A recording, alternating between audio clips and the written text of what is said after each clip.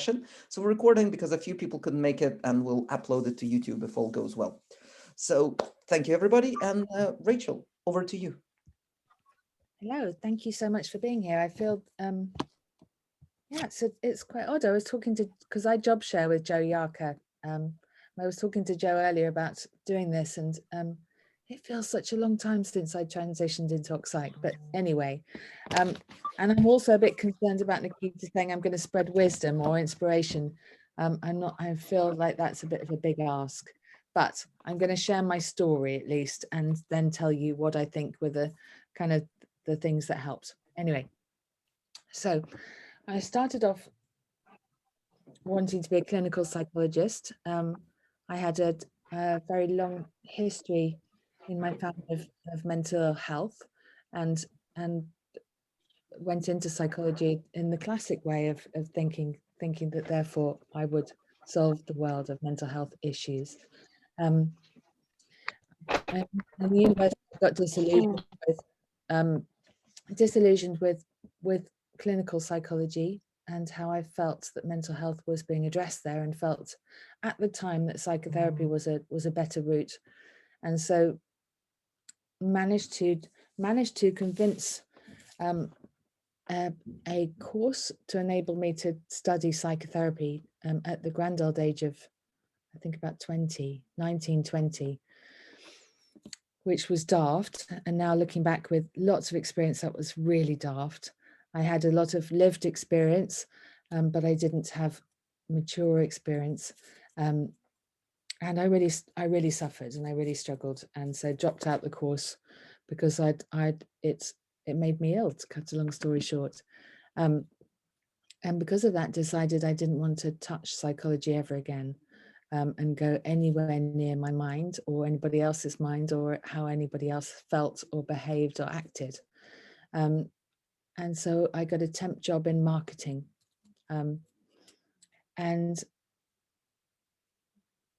I quickly rose through the ranks in marketing. I ended up, after 10 years, being a director of a marketing company, and was I guess financially on the face of it very successful. I met somebody who later became my husband, who essentially noticed that when people asked me what I did, I didn't talk about that marketing thing. I talked about what I was learning at the time, and I was learning to be a reflexologist. I became a practitioner level reflexologist. I was learning to be a jewelry designer. I was committing all my life to being a volunteer for various different things. I was training people in Samaritans and so on and so on. And it was never about what I did at work. And he convinced me that I needed to find some meaning in what I did, and therefore go back to what my passion was.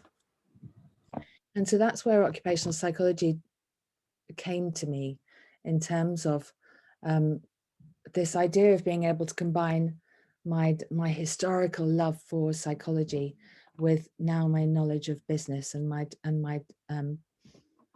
comfort, I guess, in the world of business. And so I did my master's there after working in marketing for about 10 years. And the transition, this is where I feel a bit of a fraud, because the transition for me was very easy, because I had been a consultant. For 10 years, I'd been at clients' every whim. I'd been delivering solutions for clients that they wanted. I'd been the kind of bag carrier. I'd been the person who sails and does proposals and goes and stays in manky hotels wherever, and everything. And so I was able to get a job straight away as a consultant, as OcPsych consultant, because I guess that the client-based skills were very obvious to me, and made me stand out against many of the other occupational psychology graduates. I was obviously also a lot older than the other graduates. And so I then transitioned into my first OcPsych job there. I quickly realized, however, that my new search for meaning had infiltrated my life a bit more than I hoped, I guess, in terms of I now wasn't happy being a consultant for someone else, delivering solutions for somebody else. And I also didn't want that life anymore. I didn't want that life where I was staying away and having to travel. And so therefore I got offered to go back to, at the time, Goldsmiths, to work on a research project for the Health and Safety Executive. And from that, it just came to be a series of opportunities. And I guess the other thing that when I look back is this thing of planned happenstance. I don't know whether anyone knows the chaos theory of career change, but I think the chaos theory of career change really resonates with me. This idea that planned happenstance, I said yes an awful lot. When I was at Goldsmiths, I said, when there were people wanting teaching covers, I said yes. I didn't get paid for it. I didn't get paid for loads of things for many years in academia. And I don't think that's a good thing, but that's a thing that enabled me to get a lot of experience. And I ended up then being sponsored to do a PhD and being a lecturer, and yeah, and I just have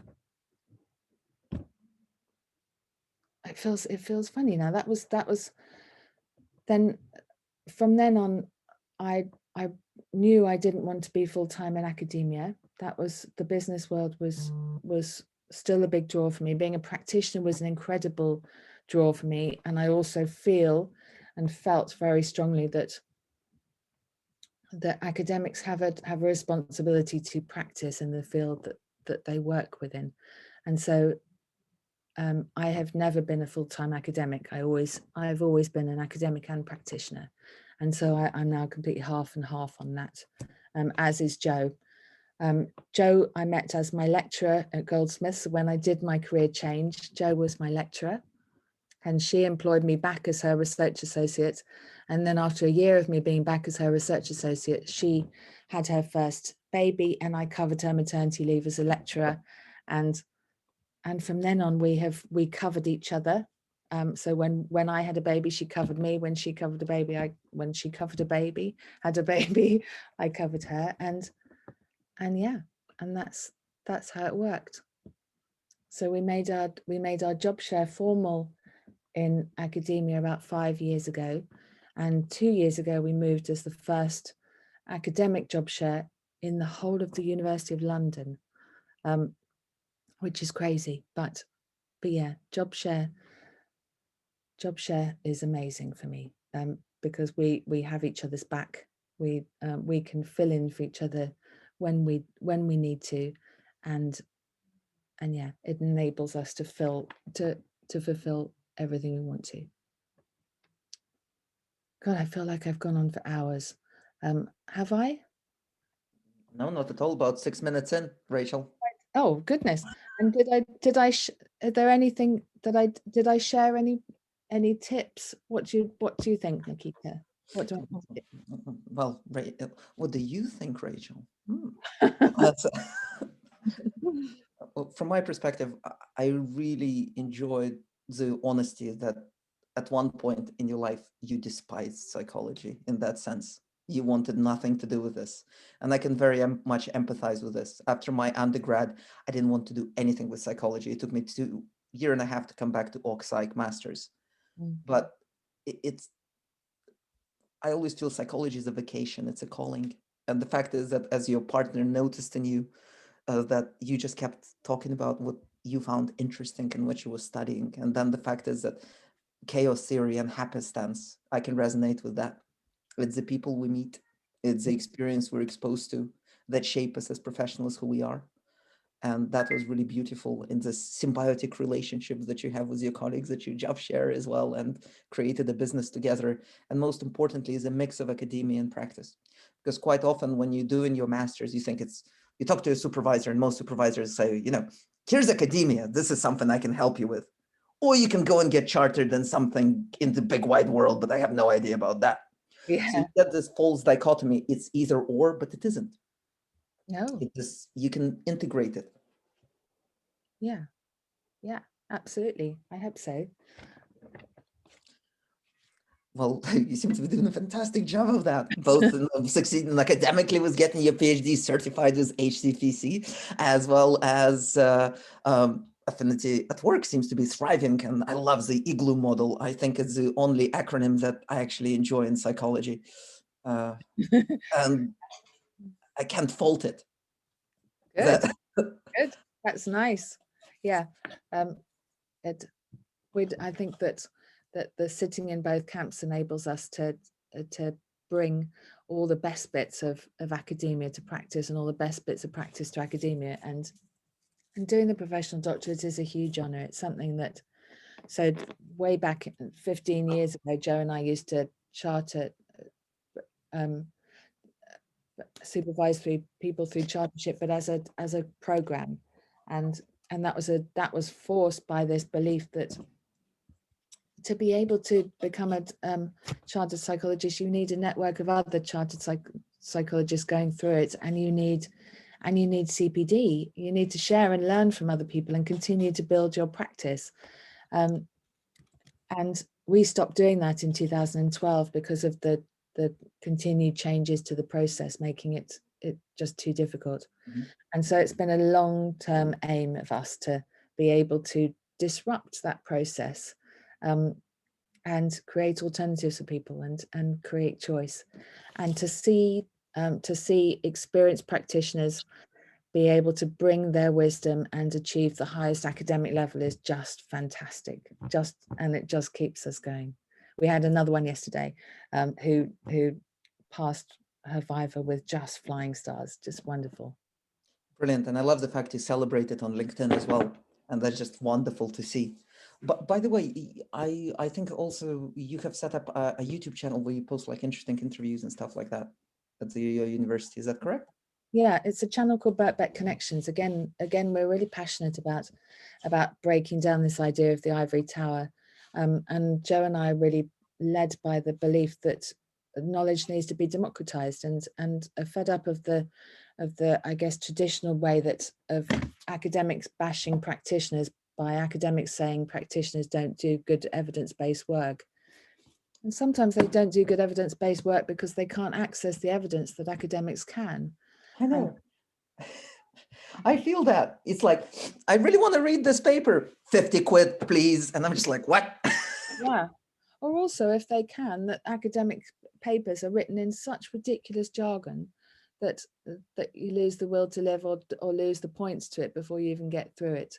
So Birkbeck Connections is one way that we share the learnings from academia, from Birkbeck with the outside world. But we also have for those of you interested in health and wellbeing, we also have the Affinity Health at Work hub. It's and that's a free practitioner resource. And what we do is we take a particular topic on health and wellbeing.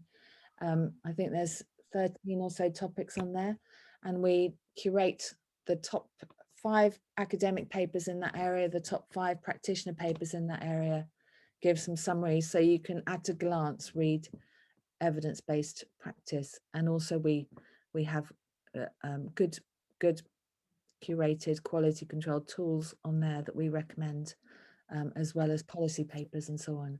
So we just continue bit by bit to make it so that it's easier to have access. We also do it that work in practice where we can, and we used to say all the time, but it's now seemingly not possible all the time, that whatever we do is needs to have outputs that are free and in the public domain. And so from where we're working with clients, we encourage our clients to do that. Luckily, we get a lot of work with government and with policymakers that make that easy. But yeah, that we just have to keep sharing evidence, because that's what keeps us alive, isn't it? The knowledge to grow our profession and grow our credibility as a profession as well. Absolutely. And to make it relevant and useful. That's ultimately what we can do. I just posted the wonderful YouTube video on Birkbeck Connect of Yeah. managing remote workers, which seems pretty apt, and making this interviews apt and current and useful to people what's currently going on. So thank you so much for that, Rachel, and you sharing. But does anybody have a question for Rachel before we move on to Joe? Just feel free to unmute yourself and jump in.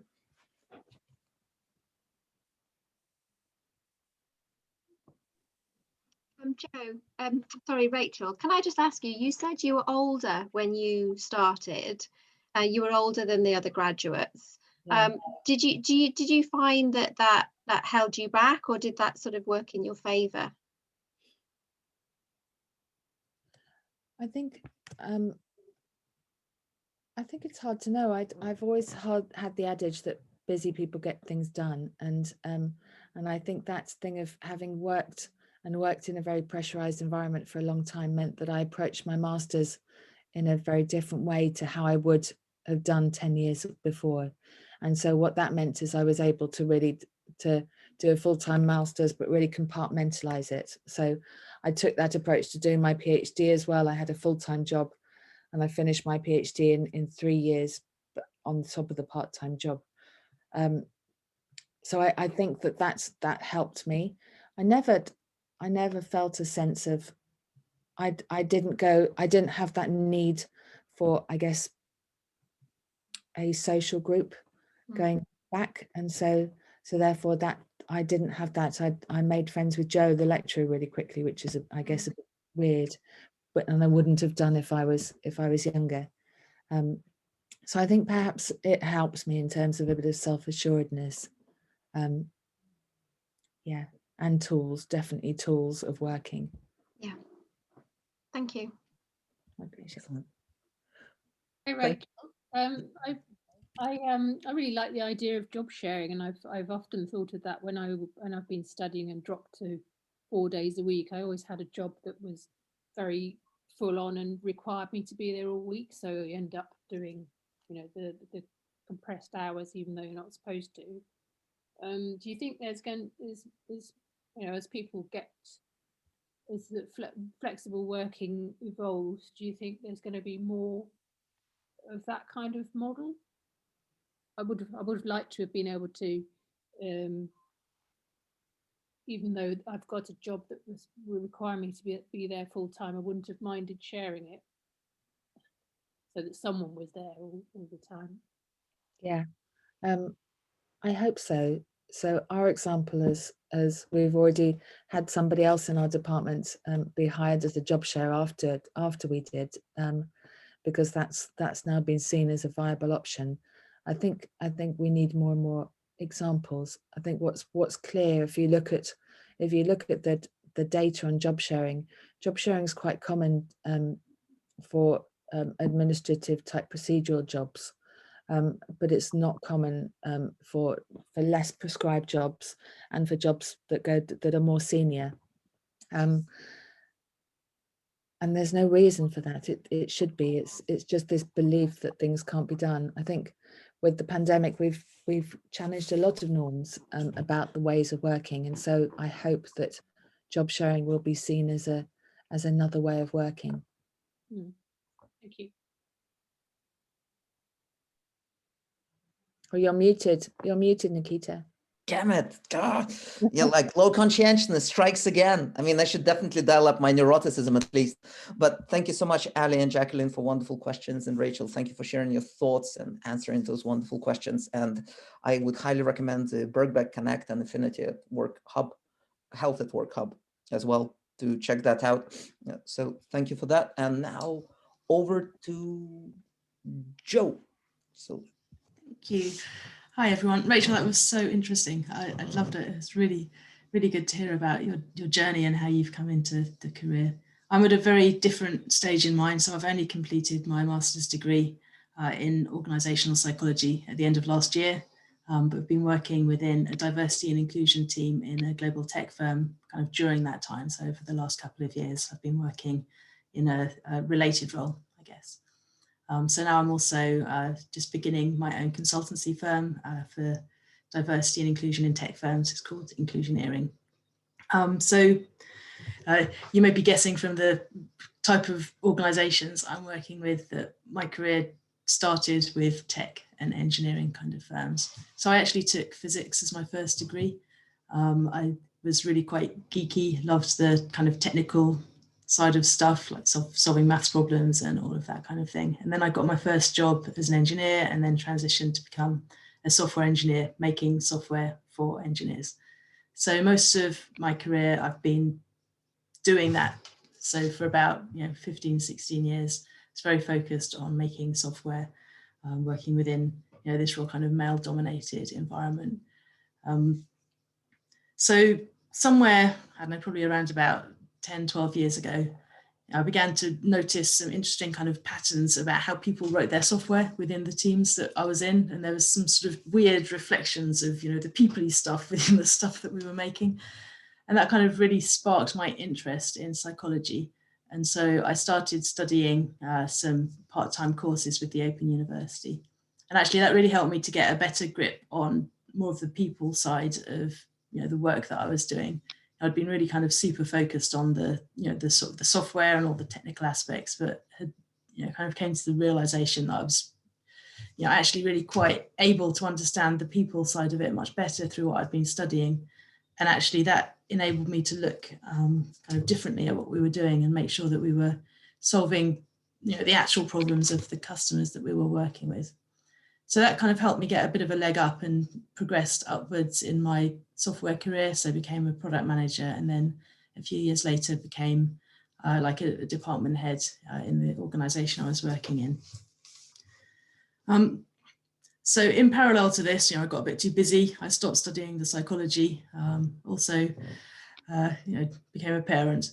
And then it kind of really dawned on me that all of this kind of curiosity I'd had before about being, one of the few women in this real male-dominated environment, was actually an interesting thing, and there really was, something to be thinking about here and something to be challenging here as well. So, in the early parts of my career, I'd been, I don't know, quite happy to be a novelty in a sense. It sort of made me stand out. But then having kids, I live in Cambridge, and there's lots and lots of kind of scientific and technical people in this city. It's just unbelievable, actually. It's terrifying. Had babies and went to baby groups and started meeting like these exceptionally accomplished women who are scientists, who are engineers, who are technologists. And it just really struck me that, here I was in a baby group,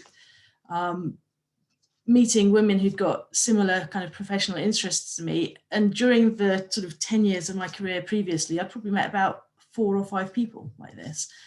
And it was quite a realization, and it suddenly opened my eyes to the fact that there really is something going on here. Women clearly can be interested in this stuff. There's not some innate thing that makes me different from everyone else. Actually quite the opposite. There's clearly actually plenty of people that can be interested in this, but there's some really interesting kind of processes going on that mean women themselves aren't finding that interest, and kind of our culture and our society isn't encouraging it. So went back to work after my maternity leave, really curious about what can we do about this then. So I started getting involved with our leadership team there to try and drive some more kind of gender diversity into the organisation, and started working with HR alongside my technical role to kind of analyse where are we. So just doing some of the number crunching of what women do we have, what jobs are they doing, what levels are they in.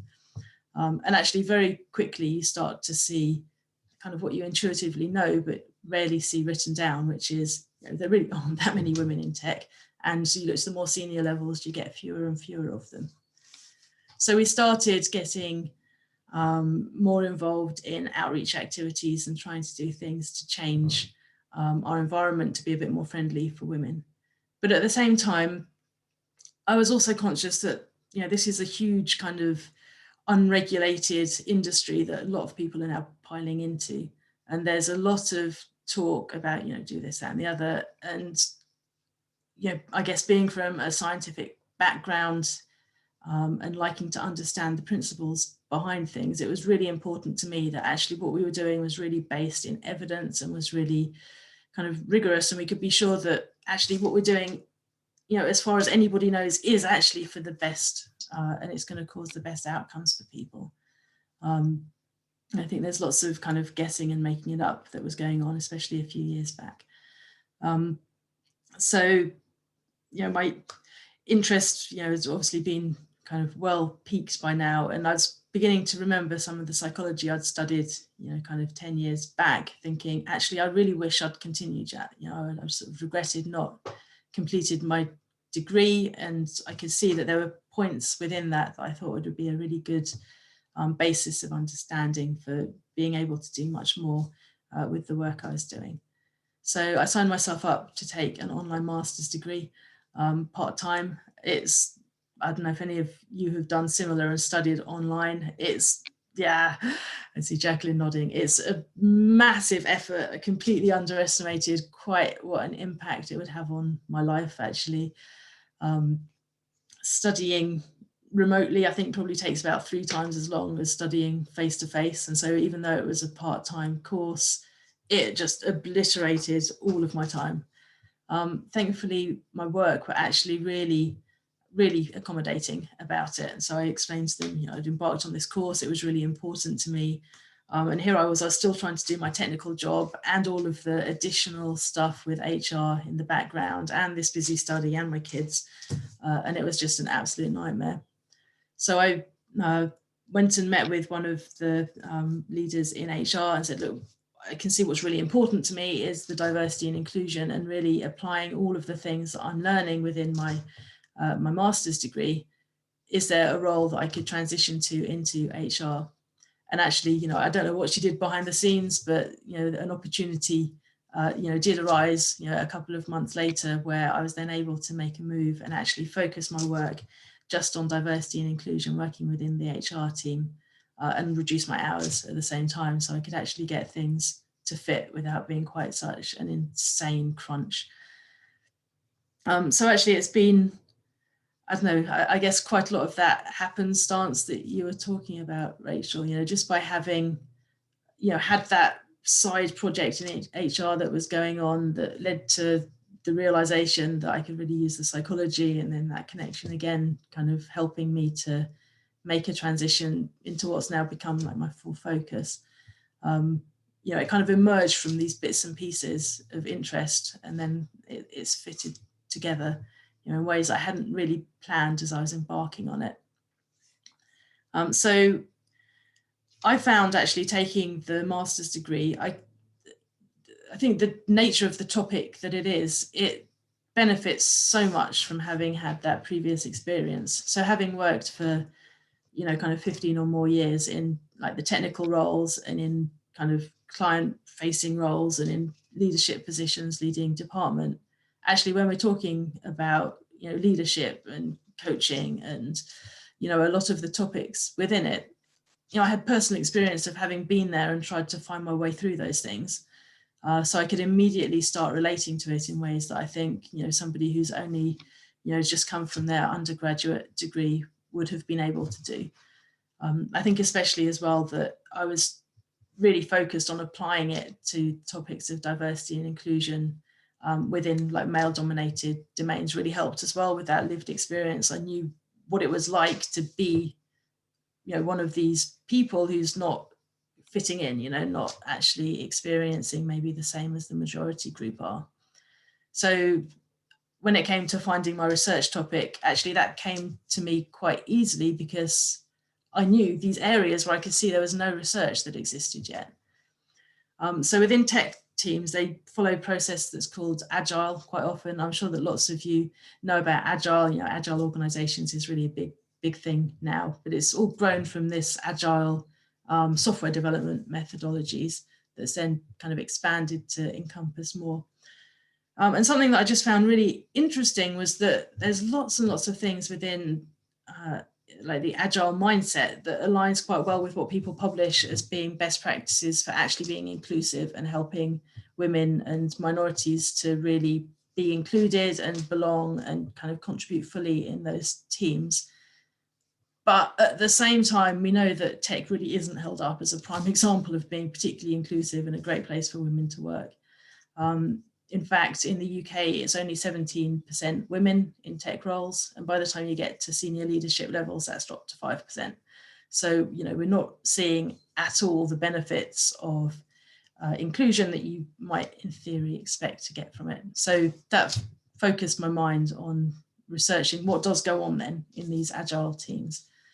So that then has led to lots of interesting findings, you know, much as you'd expect really, that, you know, women have got different experiences to men, and so do people from different ethnic backgrounds, and that this supposedly kind of democratized team isn't. So I finished this last November, and actually on the back of that, I've continued in my part-time job that I was doing, but also now with my newfound free time have set up Inclusioneering and focusing actually on looking at these type of agile teams. What can we do? You know, now we can see what's actually happening within these teams and the different outcomes for people in them. How can we actually make change so that we're actually going to get those equal outcomes that we're really aiming for? So that kind of rolls forwards for today, really. Here I am. Brilliant. Absolutely love that, Joe, and especially how you found inspiration to apply occupational psychology before you did the master's in your workplace. Yeah. And then when you actually saw the impact of this, you then decided to invest into the MSc. Yeah. And it took more investment of time than previously anticipated. It's not Yeah. only one. And so that's also quite an investment. But it's beautiful that you asked your employer and they were so supportive. Yeah, I think when it people was amazing. think about transitioning into Occ Psych, they don't realize how much flexibility there is. So with Rachel's example, not only can you balance academia and work in the field, you can also job share. In your example, there's also support from your employer and for projects you can do there as well. So it can enrich your current projects. So that's just fantastic. And I guess you did your MSc, you mentioned the research project was the actual population at your employer rather than some students you could get your hands on. Yeah, not students. It wasn't my employer. I wasn't allowed to from the ethics approvals of that, unfortunately. I could have done so much more. But yeah, I found participants online from lots of different tech groups, Facebook, LinkedIn, social media kind of routes. Fantastic. And this is what I believe, this is one of the perks of having it as a second career. You can actually do a relevant, interesting study with a real world working population. Yeah. And that's, you know, that's quite cool. But any questions for Joe or reflections?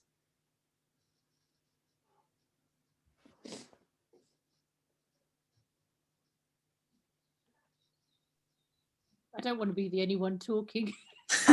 That's a standard distribution. Please ask something. Yeah. No, I'm just interested in hearing you talk, Joe, because I've come from a technical background too, but not a developer, but project management, product management, and working. And I found when I've been looking at sort of participatory organizational redesign, you know, there's so much of the Agile manifesto that comes up in that, or you see would be useful in that. So yeah, I'm seeing that come up a lot as well. Joe, I also find it quite fascinating, both from Rachel and yourself, that you've both done quite a few successful jobs before, and then still managed to, you know, it is the second career we're talking about, but you've done that really successfully, and I think everybody on here would probably be quite relieved to hear that does happen when you're plugging away and sort of not even getting through the SIFT process sometimes, and other times getting right to the last couple. And it's really reassuring that there are people out there who see that in you, and it's quite common, because I think when you're quite isolated at home, you can believe that it's just you, but it's across the board, and that's really reassuring. Yeah, I think something that's helped me quite a lot actually is keeping kind of a foot within the industry that I was in before. So to techie people, actually, I'm really credible because I know techie stuff, and that helps. You know, it just helps to, you know, show me as somebody who can understand their situation. Actually, not to say I don't think anybody else could understand their situation, but it helps with the credibility for them. Exactly. It's fantastic to leverage that. And just Helen, your question, and then we'll go down to Christine. Go for it. Thank you so much for that. It's really great to hear that your transition and kind of all the thought processes. You mentioned that you have set up your own consultancy, and I'm assuming you've done that during the pandemic, given the timings that you've done it under. And I just wondered if you had any tips or advice to people who were kind of thinking about doing something similar. I guess it's still quite early days to be able to say what's really working and what's not really working. Something that surprised me has been that I've kind of found some other people that are doing similar kind of things, and we've formed what we call an informal network of experts. And actually that's being surprisingly helpful for opening doors and getting conversations with different organizations. So I think that that's, something that I would definitely recommend. Don't expect you're necessarily in competition with the other people out there. There's things to be had by working together. Great, thank you. Absolutely. So it's this kind of, I don't know, it's a paradox. It's your own consultancy, but the best way is to work with others. And on that topic, we actually trialed a support group we'll be restarting by popular demand for small consultancies and independents. So keep an eye out for that. We'll meet monthly to just exchange tips, what's working, also, how you can collaborate together. So that will be also on the horizon. But thank you so much, Joe, for that expertise and showing, as previously mentioned by Jacqueline, that you can make a success of it. And though when you are sitting at home and doubting yourself, that you're not the only one. And the fact is you balance so wonderfully your previous experience, because this is what I feel so often gets lost. Because when you do your MSc, you're treated as tabula rasa by academia, everybody's at the same place. And sometimes people are not given that opportunity to actually say, look, as Rachel mentioned before, so much experience of being a consultant and being at people's whims and staying at crap hotels. Now, teleworking, I don't miss staying at crap hotels, I have to say, personally. And, or for example, Joe, that you're still seen as a credible techie, I guess, as well as a psychologist. So there's so much wealth of experience you're bringing with you that should definitely be cherished. So thank you so much for that, Joe. And thank you, everybody, for the wonderful questions. Thank you. So now on to Christine. Thank you, Nikita.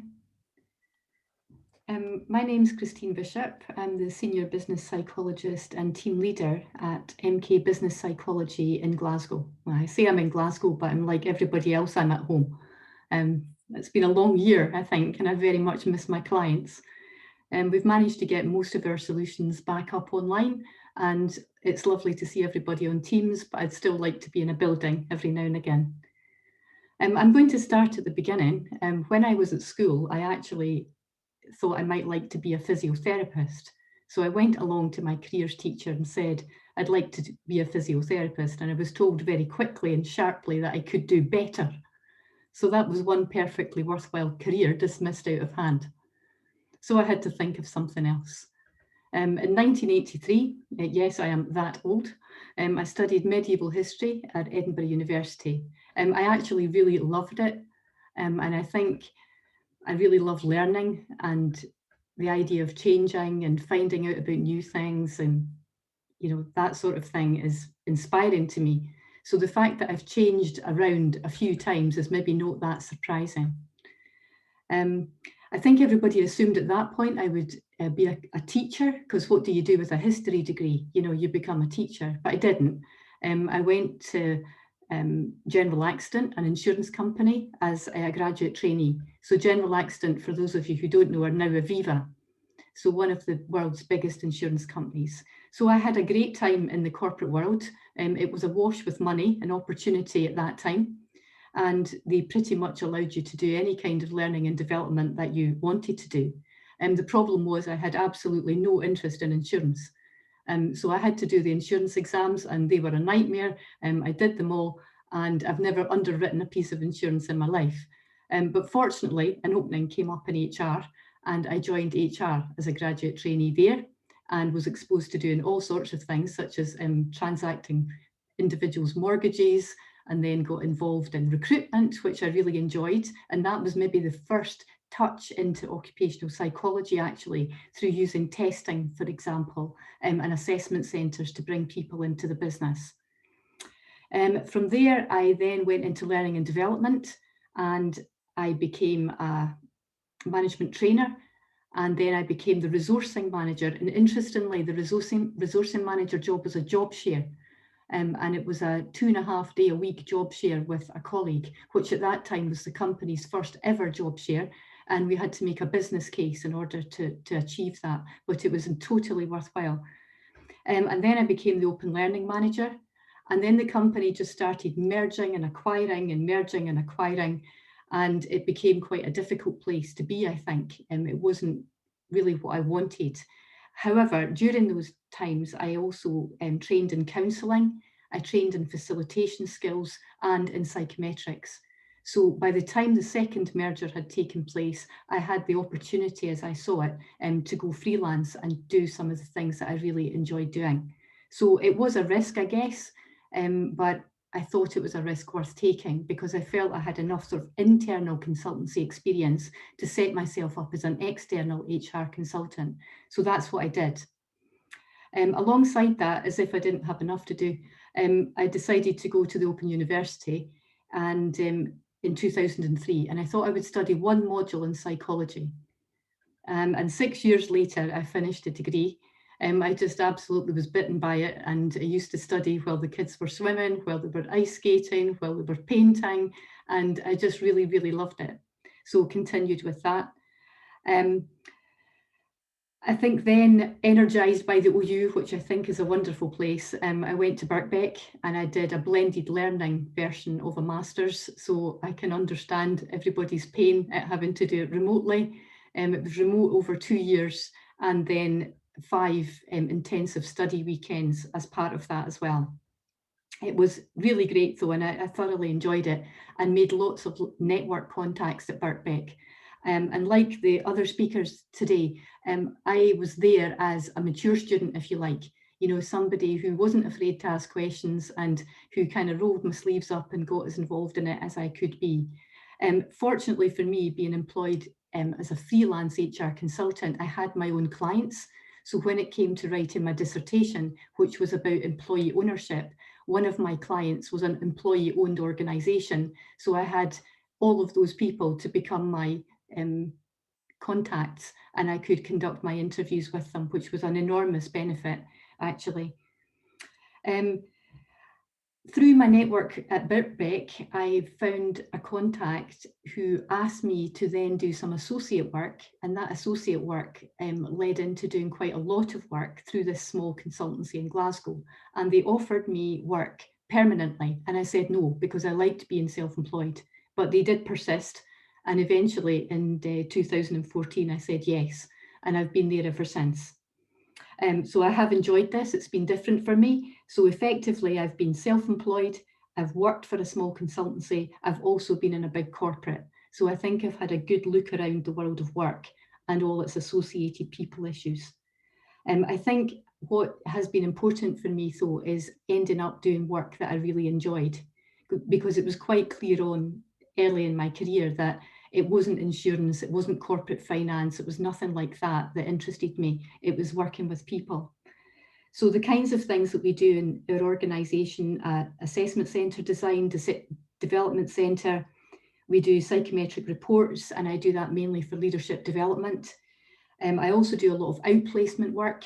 I'm very interested in that. I did that freelance, and I also did it associated with a larger organisation for many years. And I think I've helped a lot of people mature in their career to make change, and also people who are leaving organisations and they're a bit shell-shocked and don't know what to do next. I've been able to help them to make some transitions as well, which I find, you know, very rewarding actually. So we do some outplacement still, and I do some job analysis. Our clients are mainly in the UK, but they're also in Europe and North America, and also in the Middle East. I'm the client lead, and I work for the Scottish Government on a large project, and I also work for the Scottish Prison Service on a large project. Our other clients are in oil and gas, manufacturing, financial services, and in property development. So the learning never stops for me. I think one of the things I want to do next is to become a yoga teacher. So I'm going to sign up to do that in September this year. Thank you all. That's so impressive, Christine. So the kind of the physical therapist and yoga teacher, it comes full circle. Yeah, absolutely. Yeah. That's wonderful that you're able to combine so many different things. So it's kind of what's it called now? Portfolio career. Portfolio career, Nikita, yeah. So you did that before it was cool. Probably, yeah. I think maybe after Charles Handy wrote the words, I just did it then. Makes perfect sense. Thank you so much for that, Christine. Does anybody have any questions for Christine? Hi, Christine. Hi. I have a question to ask. Does a BPS and a non-BPS chartered member in organizational psychologist earn differently? Do they earn differently? Yeah. Yeah, they can do. I think it maybe depends. You can be very successful, I think, without it.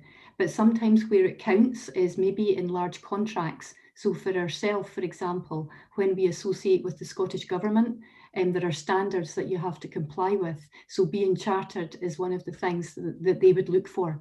So it can make a difference. Okay, thank you so much. Thank you.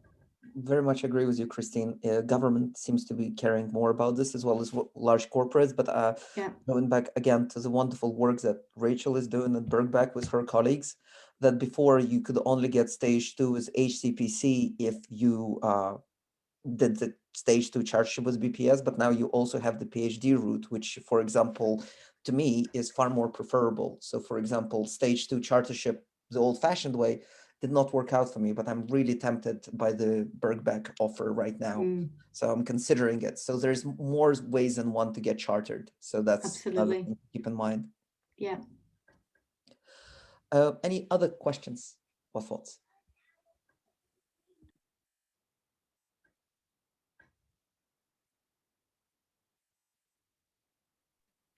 As a high extrovert, I always count to 10 inside my head after asking that question, because my natural disposition is like, any questions? Good, moving on. But Rachel, yes.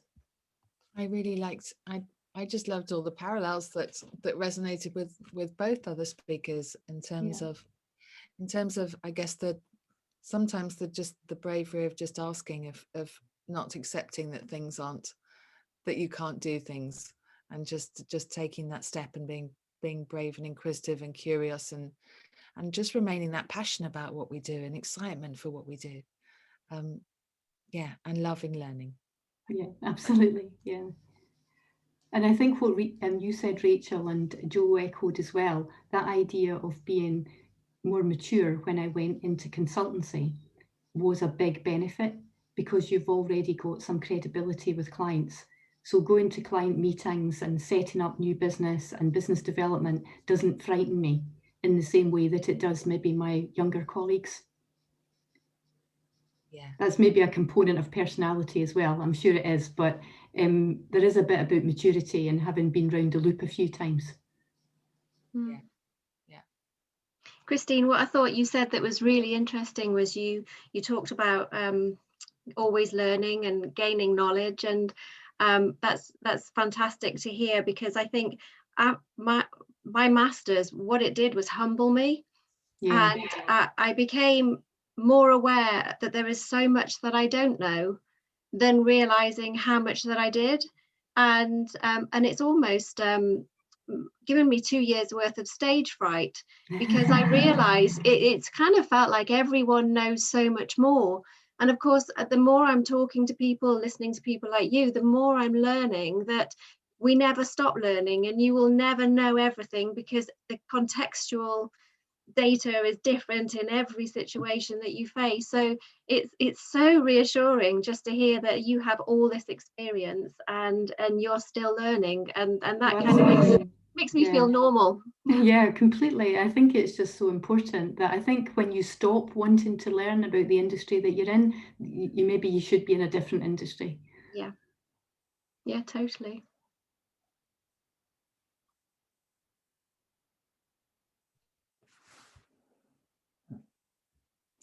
Indeed, what do they say? Some people suggest you should change your industry every 10 years, but I guess it depends on your personality and circumstances. Yeah. Perfect. So anybody else would like to jump in with a question or a reflection? Sorry, if nobody else is asking anything, can I just ask? I mean, this applies to all of you really, because you've all done it. You've jumped from employment into freelance. All of you have done this to some degree. Did that feel as scary as it sounds? Well, still being in the early stages of it, yeah, it still terrifies me. Yeah. I find it terrifying as well. And so I've never done it completely. I've always had another job, that because I always think if I can pay the mortgage, even if I can't do anything else, then at least then I can do what I want to do on top of that. I'm very risk averse though, and it's not I don't think that's shared by or a sensible thing necessarily. And when you leap and do freelance, is there an element of you don't have a whole organization behind you and it's just you? You know, is that quite a vulnerable place to be? In some ways it's liberating, and in some ways it is quite vulnerable. I mean, in a big organization, it can take months and months to do almost nothing, where you can just do it. So that aspect is lovely. But yeah, sometimes, you know, I'm finding myself now in, you know, the roles that I've never held, you know, before, but obviously it's just me, I have to do them. That is quite a vulnerable feeling position. Thank you. Yeah, I think for me, I thought I would just try it. And I thought, well, if it doesn't work out, I can apply for a corporate job again. You know, I've been there and that was fine. So I could do that. I would have a sort of fallback position.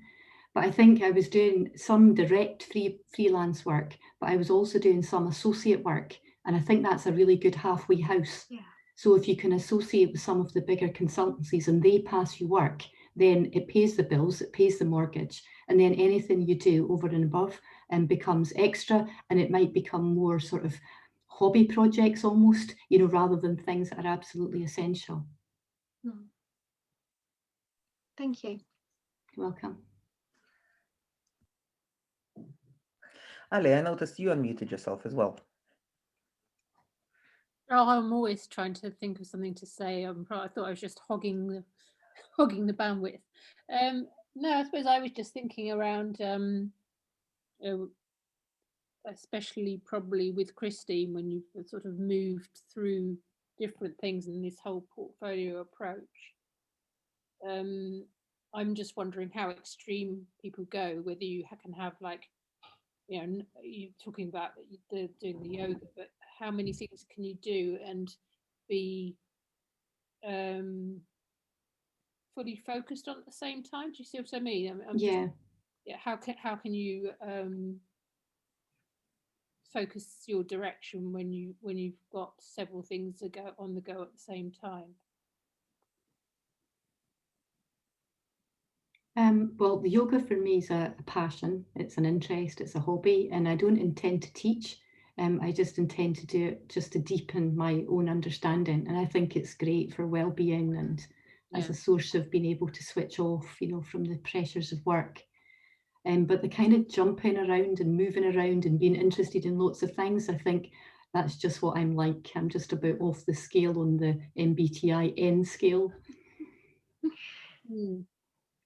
No, I tend to. I've got you know, so many interests as well. I tend to go off down rabbit holes of things I find interesting. I'm just wondering how much you can do. You know, say, does one thing always have to be like a hobby thing? How much can you do two totally diverse things at the same time? Yeah, it's a really good point, because you can just make yourself worn out and tired, you know, by trying to fit too many things into the day. And you probably do lose focus. I think all the studies definitely demonstrate that we're not as multitasking and capable as we think we are. Yeah, just an interesting thought. Yeah, it's kind of reminiscent of the point in my career when I was doing a bit of the technical, a bit of the HR, a bit of the study, a bit of the mum. And, you know, when you're managing it for, you know, the few weeks when it's all manageable, you just feel like a superhero.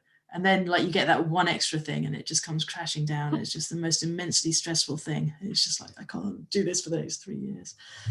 So yeah, there's definitely a limit, at least in my experience, of what you can successfully do and kind of keep up doing. Yeah. Short periods of time, maybe.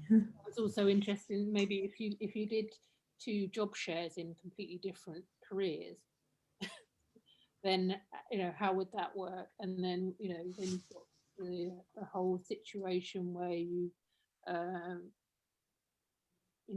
got competing organizational values and competing personal values. Again, I'm just thinking things in my head. I guess I job share across 2 very different organizations, one being our own consultancy and one being a large academic institution, but my job share person is the same person, and I think that's the key. Yeah. No, absolutely. But yeah, I think it's that case of just retaining an open mind, isn't it? And not, I think that thing of when you'd come out your MSc, I remember a sense of people wanting to fix what they're going to do. What you're going to do, have your 5-year plan, what you're going to do. And for me, it's never been like that. For me, it's what's right for me now. What are the opportunities that are available? How can I potentially shift and curve and take up those opportunities? I think that sometimes fixed thinking about careers and about opportunities holds us back. And so try having lots of different roles and see if it works for you. See which of the associate opportunities you like, don't like, see what of the hobbies could turn into something else. Yeah, try them out. I don't think anything needs to be fixed. No, absolutely. It's a balance of chaos and order. Because I have no idea what's going to be in 5 years' time and what I'm interested in.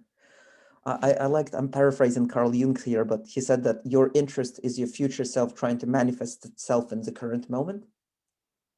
And I find that really interesting just to explore this. LinkedIn is such a wonderful place. It doesn't matter how niche your interest in OcPsych are. I don't know, mental well-being of firemen, or selection of airline pilots in A350 aircraft.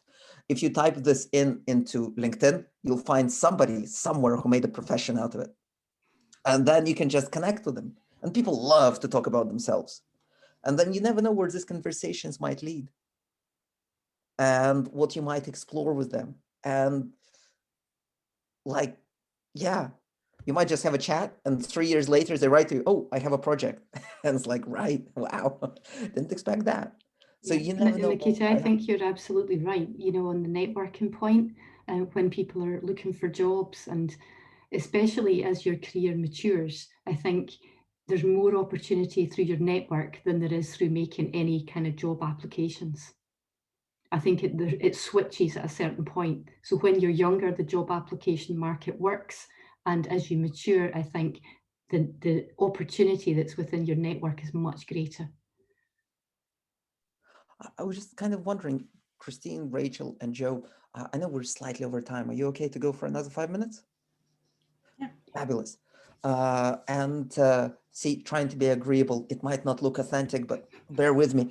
And so I'm just curious, building on that point about the value of your network, did you ever approach or win any work with people from your previous careers? So when you got qualified as a consultant and a psychologist, you went back and actually you found some mutually beneficial business relationships? Yes, yeah. Well, I've never gone back to marketing or used anybody from that. But from my career, from my very short career in OcPsych consultancy, then yes, I've continued to work with that consultancy and have a good relationship with them going forward, even though we went on to be in completely different fields in OcPsych.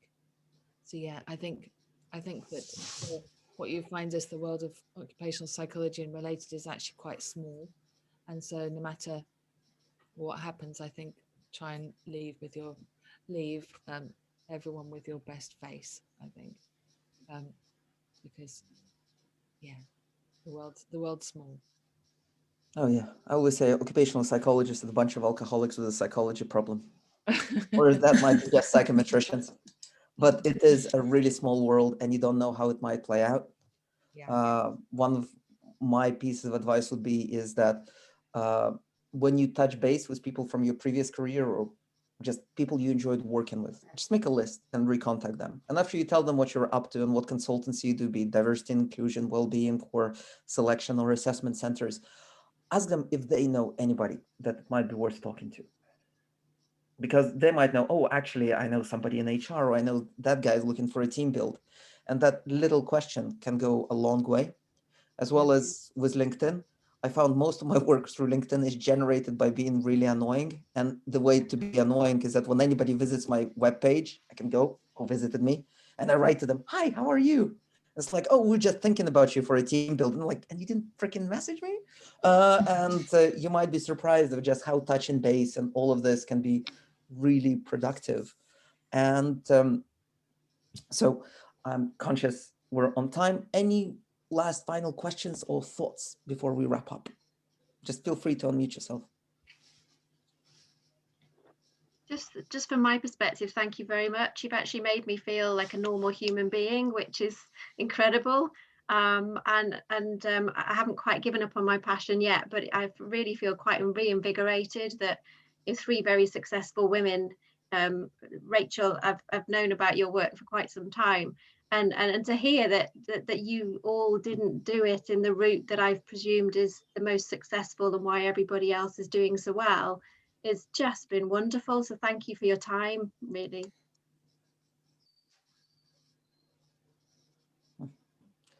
And we can see quite a few thank yous in the chat as well.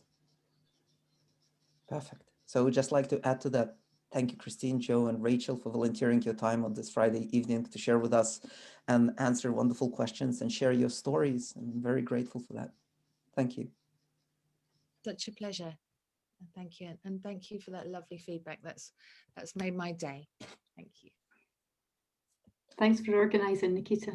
Yes, organizing is a big word. It's called Eventbrite, Zoom, and wonderful volunteers, because there's so much goodwill within the profession. And this is one of the things that we at Psychology at Work.blog see again and again and again. We thought we'd get maybe 20 mentors because we have a mentoring program, which is going to kick off again in September. So if you're an MSc in Psych and you want a mentor, we'll find you one. And we thought we'd get 20 max. We got over 100 mentors, mentee partnerings. We didn't expect this. Whenever we think we're going to host an event, we thought of hosting one event as Psychology at Work.blog for second career.